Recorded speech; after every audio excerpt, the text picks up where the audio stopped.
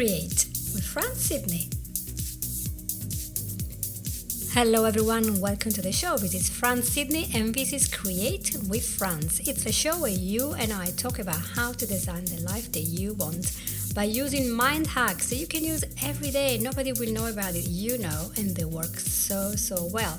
So in the past month, we've been talking about the art role in your life and how it can help you with dementia, Alzheimer, Parkinson, and to express yourself and to connect with others, be part of your community, and not just be a professional artist. But now we want a little bit of a shift, and we want to talk about something really different with a special guest that I have today in my show, and his name is Chris Davies, and he describes himself as an ex-Royal Marine commando of 10 years, and he is now working as an NLP and hypnosis trainer and breathwork facilitator.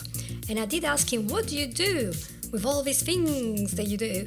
And Chris said, well, I break old paradigms, I release trauma, and I reach new levels of success and consciousness. So I thought, guys, we have to find out how on earth he does that, because he's going to reveal to us the secret behind success. So, everyone, cheer it up. Welcome to the show.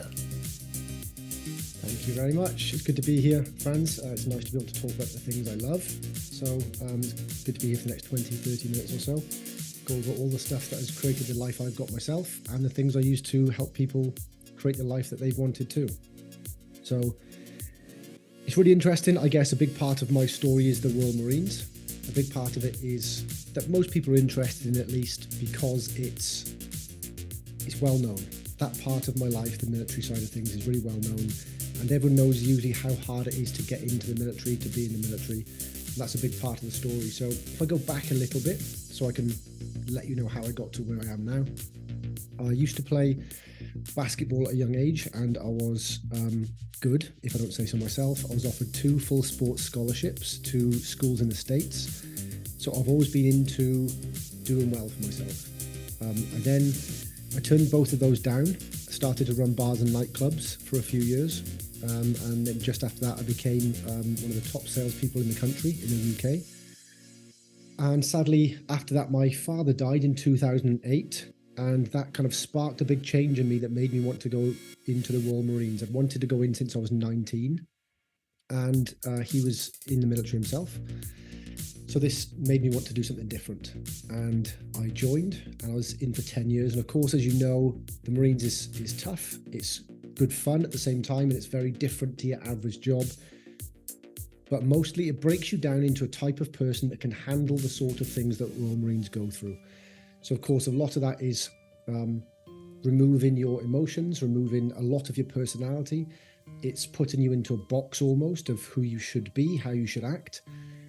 And that's not a bad thing, because that's what you need in order to thrive and survive in some of the most inhospitable places on earth when, I guess, people are trying to kill you, right? So you need to be that type of person at the time.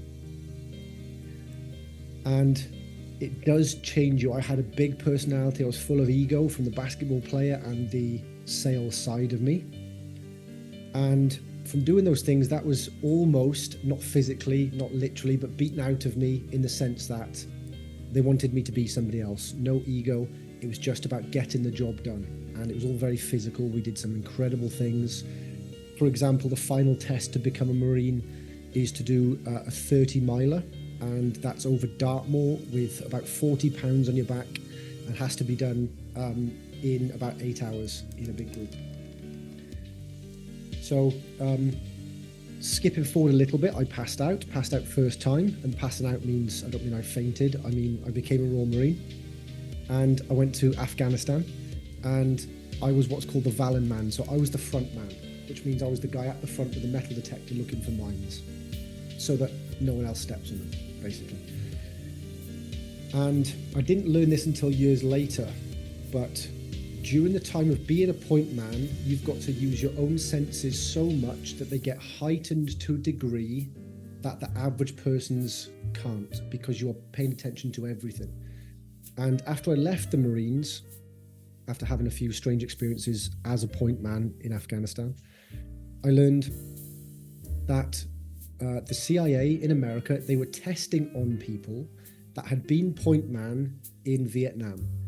And the reason was because their level of consciousness, their level of spirituality, and their ability to astral project, their ability to engage with people psychically was far higher than the average person, because they had to really switch on into their own minds and feel the environment in a way that would save their lives. And there are countless times I can think of my own journey in Afghanistan where I would feel the air change and I would warn people about it and something would happen instantly. You'd have that kind of level of consciousness. So of course I'm battling at this point with being a very results-based, physical-based Royal Marine, and also having the spirituality inside of me change, starting to see different things and experience different things. So I'll skip most of it because most of it is just Royal Marinesy stuff. But of course, as you imagine, that whole thing is very high end. It's very hard, and the expectations of you are beyond high. You're always having to do the best all of the time and have no recognition for it, which I loved, but was hard work. Now, when I left the Marines in 2019, I decided to go into coaching. So I started my NLP journey. I did my practitioner and moved on to do master practitioner and NLP trainer, hypnosis trainer, etc. But during that whole portion of work and I guess transition into coaching, I became a private investigator as well. So I was traveling the world, I guess stalking people, taking photos of them. They'd never know I was there, but I was catching people doing things they shouldn't be doing. And that was a really exciting time as well. Of course, I was on my own a lot of times. I did a few undercover jobs where I had a different name, a different passport, and I lived this kind of exciting life. But during all this, I knew I needed to slow down. The Marines was 100 miles an hour. It was always heavier, faster, do more, sleep less, that type of lifestyle. And the private investigator lifestyle was the same. It was next to no sleep. It was always working, always having to be switched on. You can't look away for 2 seconds in case you miss the photo that catches them doing the thing they shouldn't be doing. And that's stressful and it takes its toll. So I started to want to slow down. So in my downtime, I started yoga, and which I loved, by the way, really calmed me down, centered me, sent me into myself. And I saw a whole new existence almost, whereas everything before was outside of me. It was all, as I said, go faster, go harder, go further, do this longer, beat other people. Everything was a competition for me. Yoga sent me inwards so that I could focus on me and start to at least break down the ego to realize there was more than impressing other people and doing fantastic things. And during one session, I had this amazing instructor in mid-England somewhere. It was Northampton, in fact. And at the end of the session, during Shavasana, we did some very light breath work. And during that session, I didn't know it at the time, but my consciousness had changed so much during that short 5 to 10 minutes that I'd lost all feeling in my body.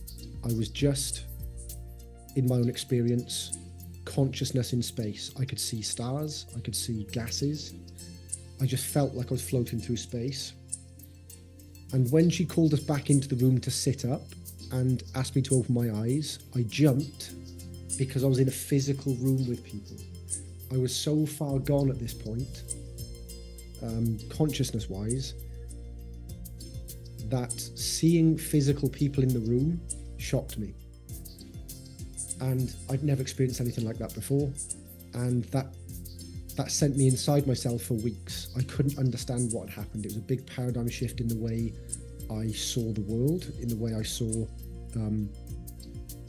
self-expression, self-development, improvement, the way I saw reality as a whole. And that's what started me on the whole breathwork journey. That's what sent me towards wanting to figure out how I do this more and how I can help other people have that same experience. And funnily enough, that's not the craziest one. That was the start of the whole thing, which I loved. By the way, if I'm talking too much and you want to ask questions, feel free to. If I'm just rambling on, feel free to ask questions. So I got into breathwork, and so I started to want to learn more. Started a course, and during that time of learning more about breathwork, I learned the basics about what it does to the body, about pranayama, about the 5,000-year-old yogic traditions of breathing and how it made yogis live apparently hundreds of years, or helped them at least, along with other practices. And I started to just build up a knowledge of different types of breathwork, what it can do for you. And I just did course after course after course, and probably, I'm in the thousands now, and spent on different courses, different teachers, different mentors. And it still blows me away the things it can do for you, things you can use it for. There's not a thing in my life it hasn't helped change or fix. There's not a thing I haven't used it with other people to help them overcome. And before I go into, I guess, more details of that, of how I use it with other people, how they can use it for themselves, my biggest interest is the shamanic and spiritual side of breathwork. And this won't be most people's. This bit usually puts a few people off, but this isn't the only thing. So if you want more of the practical side of breathwork, we'll talk about that in the next few minutes. One of the craziest experiences I've had during breathwork, which really, really, really got me hooked, was during a deep 90-minute breathwork session. I had an experience that people usually have when they do ayahuasca or DMT or peyote or other psychedelic drugs. And that was, I felt like I had met another entity within my own consciousness somehow. So during a breathwork session, I had met what looked like a cat person, basically, and it shocked me out of my own consciousness to wake me back up. It was just a click, and I woke back up, and I felt like I'd met this entity that was about 6'2" and had the head of a cat, which was, again, sent me into myself for weeks because it wasn't my thought, and I knew it wasn't. So that's what sent me really deep into the practice. So fast forwarding slightly, I was learning but not quite understanding the power of breath in its entirety. And I've learned over this time shamanic breathwork styles, holotropic breathwork, holographic breathwork, euphoric breathwork, Wim Hof method, Soma breath, all these different types that are the big popular ones, the ones that people go on the internet to find, and the ones that draw people in usually. And we'll go into this in a bit of detail later. The bit of breathwork that is the most important thing, if anyone's interested in doing breathwork, of course, is your, what I call everyday breathwork. It's breathing for life. And for anybody that goes to the gym, you'll know you go to the gym for about an hour a day, right? And that might be 2 days a week, it might be 1 day a week, it might be 7 days a week, whatever you do. But you must also realize then that the other 23 hours are outside of the gym. So no matter what you do in the gym for the hour, the other 23 are 23 times more important, because that's what you're doing with the rest of your time. So if you have a great session in the gym, but you spend 23 hours sitting on the sofa, eating garbage, never getting in sunlight, never getting outside, then the gym isn't pointless, but it doesn't have the effect as it would if you lived your life actively and well. And I say that to say that breathing is exactly the same. There's a big movement at the moment about Wim Hof, about breath work like that people do for 20, 30 minutes a day, with breath holds, with breath to light you up a little bit, to wake you up, to oxygenate the blood, to alkalize the blood in the body, which is fantastic, and it definitely works and it's really good for you. However, most people are breathing dysfunctionally for the other 23 hours. And to explain how bad that is, and I won't explain fully because it's actually kind of scary, so I'll just kind of squish it in a little bit, is that the nose is made for breathing and the mouth isn't. When you breathe through the nose, The reason you do that is because you have filters that filter out dust, that filter out grime, that filter out bacteria, that filter out viruses, and it all gets stopped in the snot and what you might call bogies in your nose. That's what it's for, to stick to it, in the hairs that stop it. And it's small on purpose. So the nostrils here are small on purpose so that you have a more controlled breath. Once you start to breathe in through the nose, you've got cavities that run back across your face here that create what's called nitric oxide. And that nitric oxide is taken into the lungs when you breathe through the nose. That opens up the capillaries and the veins and the airways in the body. And by doing so, your blood flows easier, your breath moves easier, and you start to release and get rid of all inflammation in the body by breathing through the nose. And this opens up the system so much that it helps you digest your food, it helps you sleep, it helps you train harder, it helps you exercise better, it helps you think clearer, it helps you think faster. It helps with things like sexual performance, erections. For guys, for example, that have those types of issues, it may just be their mouth breathing, and it could be that simple.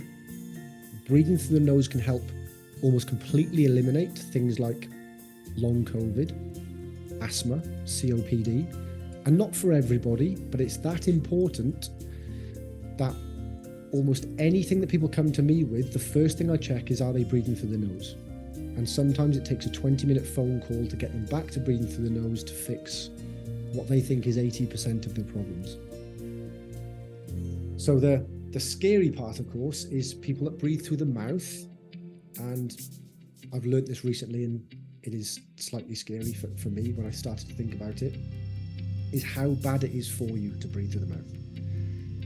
And we'll tie this up sort of towards the end to show how people can use this in their life to get more out of it. And I kind of want to scare people very slightly into not breathing through the mouth, by the way. So, breathing through the mouth has awful physiological effects in the sense that your skull starts to collapse from the inside. So, when you breathe through the mouth, most of the time, people will breathe in, drop the jaw, they'll take the tongue from the top of their mouth, and people then will start to have their teeth cross over at the front. They'll struggle to breathe, and the palate at the top will drop. And what that does, that starts to, especially if they mouth breathe from a young age, they'll get often a hooked nose. Their chin will move backwards and get thinner. Their teeth will start to cross. They'll expel an extra 60% of water and fluids out of their mouth, so they'll get dehydrated and think worse because of it. And it actually makes people not only worse looking to other human beings in the face, because their face becomes something that it's not supposed to be, but it also affects your health so badly that the risk of heart attack goes up, the risk of COPD, asthma, COVID, the risk of almost all ailments go up exponentially just by breathing through the mouth, because inside gets so inflamed and you lose the ability to have this nitric oxide go into your blood.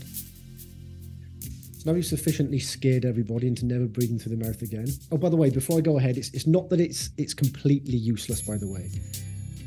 You can breathe through the mouth, number one, spiritually, for very quick state changes. So I'll use mouth breathing in short bursts for state changes to help people release trauma, to help people release old paradigms that they find it hard to let go of.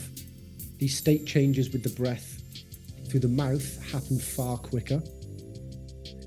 And also, if you are absolutely struggling to breathe at the very top end of your physical capacity, this is usually 90-95% and higher, that's when you can switch to the mouth for a short amount of time just to get a bit more air into the lungs, but you should switch back to the nose very quickly.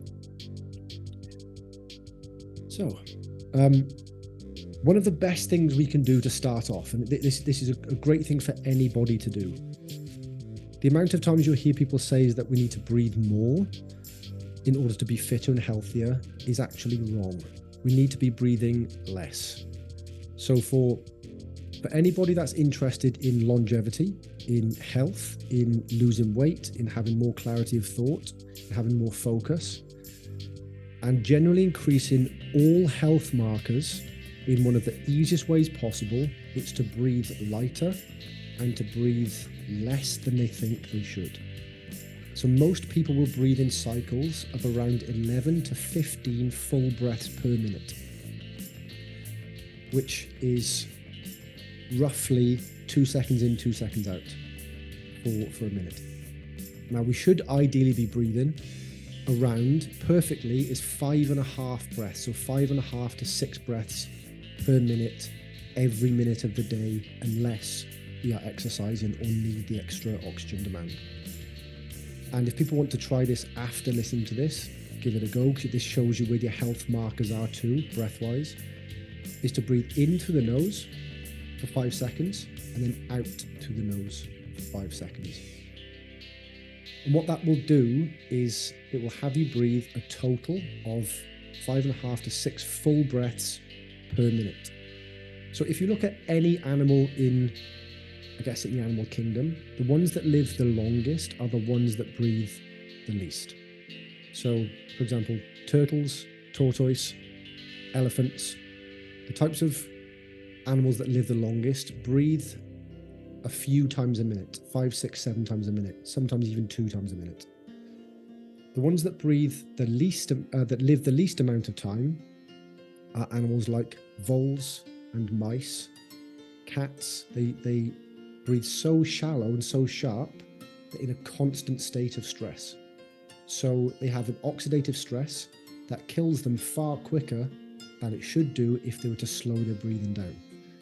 So that's where the yogic traditions got this from, is to copy the animals that live in this calm state, to breathe and live, to do positions like they do. So yogic positions will copy animal positions because it's healthy for the body, and they'll breathe in the way that healthy animals do to keep them alive longer.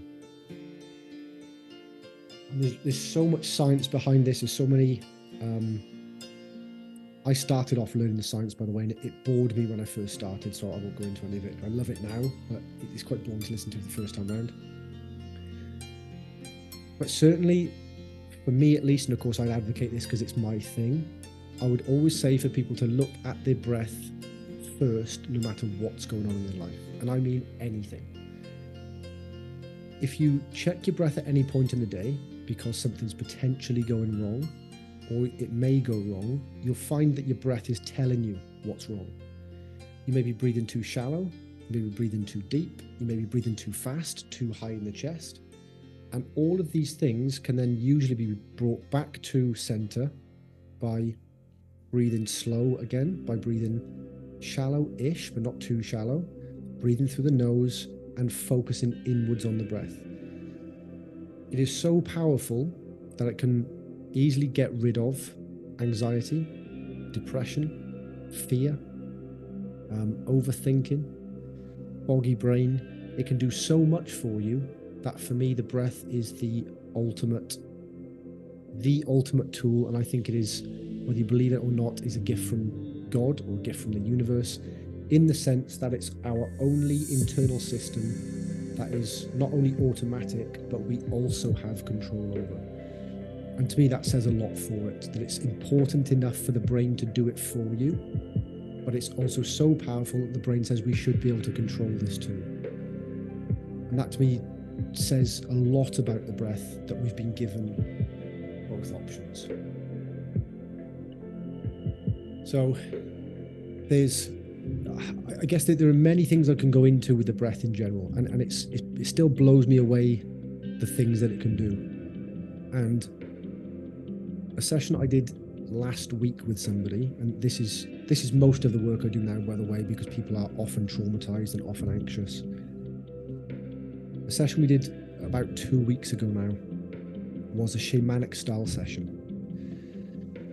And people can do this themselves. I don't suggest they do. It's better to have a guide or a sitter or a facilitator, whichever way you want to put it.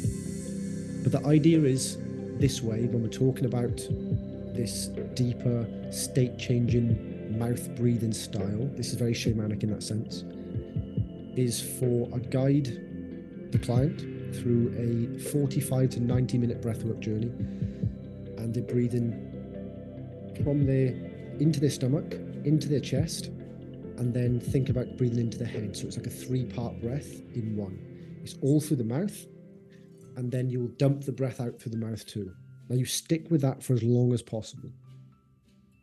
During that session, which took about 45 minutes, the client got so high from breathing that she had the same experience I did. So she lost all physical feeling. She had a out-of-body experience. She was in space, as she said.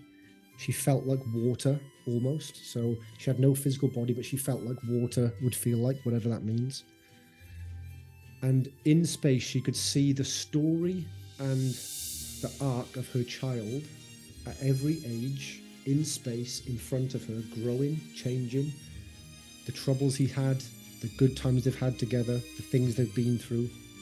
And she had this amazing experience of reliving, without context, all of her child's life again from the start until now. And what that helped her do was to see the life again without context, to remove any major or minor trauma that had been built up as a mother. She's a single mother. And to run it over her head in a way that allowed her to release all of the tensions of 14 years of becoming a mother. To release all of that in 45 minutes. To really see the impact she's had on him. To really push herself towards a better life for them. And she just laughed and cried for, I think it was like 20 minutes, solid back and forth, because of this amazing experience she had. So again, there's so much stuff I could talk about, and I'd probably be here for 3 hours or so, I think, if I did. Probably longer, because there's so many different facets of the breath I could go into. But I just wanted to go over the most simple part of the breath, of just checking in with yourself in the day, just making sure you're breathing slower, calming the breath down, slowing the breath down. And then if needs be, and I'd suggest a facilitator for this, if you really wanted to remove trauma, to change paradigms, to drop into deep meditative states and hypnotic states to rewire the brain quickly, then these deeper shamanic sessions can have a very, very profound effect on the psyche of a person, on what we might call the shadow self, to make changes that a client said to me a couple of weeks ago saved them years and years of talk therapy by just doing a couple of breathwork sessions. And I guess that's kind of it really with it. I say it's not it, but there's not much more, unless I want to go on for hours with the breath, that we should talk about, because I'll go on all day. But there's so much in it, there's so much people could do, there's so many places people could start. And if they are a practitioner, they can start at the lower end. If they are a practitioner, they can start at the higher end of shamanic style breath. And if they are coaches or therapists themselves, adding breath work to their own repertoire of, I guess, their toolbox is the one thing I'd say adds to every single modality that I've come across, having taught NLP, taught hypnosis, taught tapping, and been into all these different styles. Breathwork goes with all of them, because there's hardly a moment we aren't breathing. And all you have to do is breathe better in that moment, and your life just instantly improves. So that's kind of it from me here in that sense. There's not a great deal more I want to go through really with that, other than just how powerful it is. And I'd advocate the breath work over everything and anything for all ailments. Not that it's the most powerful for all, but it's the place I think people should always definitely go back to in that sense. Okay, so as we only have like 6 minutes left for this, and we can't use more than that in this episode, but you're always welcome to come back and tell us more stories and more applications of this. So my only question would be for a person that is starting now, the new year, new you, got new things that we want to do. I've already recorded an episode about that and how to change the way we think about these goals, because we lose track and stamina so quickly and the motivation. So there are a few mind hacks, but what would you suggest, just as we're closing, that a person can start considering as we start a new year, which is, after all the challenges for the last 3 years, we all want something better. We want to feel good. What is in practical terms, especially people who don't have a lot of funds, so they can't afford a session or a shamanic event or whatever. What can they do in the day-to-day basic to improve their situation, whatever it is? I'm glad you asked, because most people go towards the shamanic style because it's the sexy version of breath. It's the one that people see. If people want to really improve their lives drastically, all they need to do, and it's free, is just pay attention to their breath more. If you want to change your life quickly, always what we call coming home to your breath. If you're driving and you're stressed, focus on your breath. If you're having an argument and you're stressed, focus on your breath. If you're feeling really good, focus on your breath. If you're training, focus on your breath. And the reason I say this is because, number one, your breath is like a thermostat. It will tell you where you are. It will tell you where you are in the moment in your mind. If you're over breathing, if you're holding your breath, if you're stuttering with your breath, you'll notice it and you'll realize something's wrong. And all you need to do is come back to breathing in for 5 and out for 5 through the nose, and everything just dissipates. Everything gets better almost instantly. It's like magic. But secondly, it becomes a meditation. When you focus inwards and you focus on something that you are doing solely and not from the outside world, you can't possibly be anxious, because anxiety is about the future.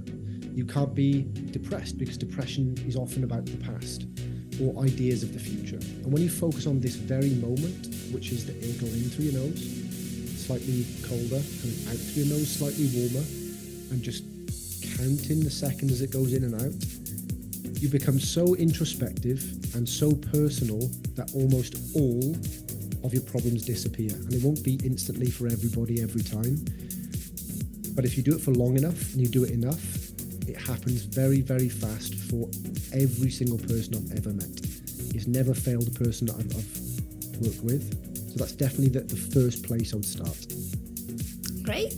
That's a great thing to do, and I think it's easy, and I would hope that my listener will do the homework that I'm giving to you guys this year. Focus on breathing and focus on something that's going on inside, because that determines how you're going to act as well. So we only have 3 minutes before we go, but I wanted to know where we can find you. So if somebody has this interest, and what is Chris doing? Where do I find him? Where do we find you, Chris? So I spend most of my time in social media on Facebook, which is Chris Davies. It's probably the most popular name on earth, so you'd struggle to find me. It's just Chris Davies, Davies. And if you wanted to see me on Instagram, where I put a lot of posts about the breath, it's _Chris Davies, and that's ChrisDavies. Okay, that's great. So maybe we can talk another time about some more experiences and go a little bit deeper, because I'm sure we scratch the surface and then will be so much. And I'm sorry to hear from the beginning of this episode of the departure of your dad. That must have been about 15 years ago, right? Because my daughter was born in 2008. So that's a while, and I lost both parents, and it's quite a thing. It makes you think about life and where you come from, why you're here, what's your purpose, and lots of stuff. What would they be proud of me? So it's important to look at these life-changing events and think, am I running for nothing here? So thank you so much for your intervention and all of your ideas, and explaining very clearly my opinion on what breathwork is and how important it is. And I mean, if you were a midwife, you would know a lot about breathing, Yes, this is the thing you have to know how to do about everything. If we are not breathing properly, we can't talk, we cannot sing, we might have more arguments because we are so agitated and we're running. So guys, we're just gonna have to say thank you so much for being with us, Chris. And we will talk to you again about this topic because I think it's worth going a little bit deeper. So thank you so much for being with us, with me and Chris Davies, who is from England somewhere, right? And I will see you in the next episode. So Happy New Year to everyone. Happy birthday to me because it's coming. And I'll see you very, very soon. Take care. Bye-bye. You listen to Create with Fran Sidney.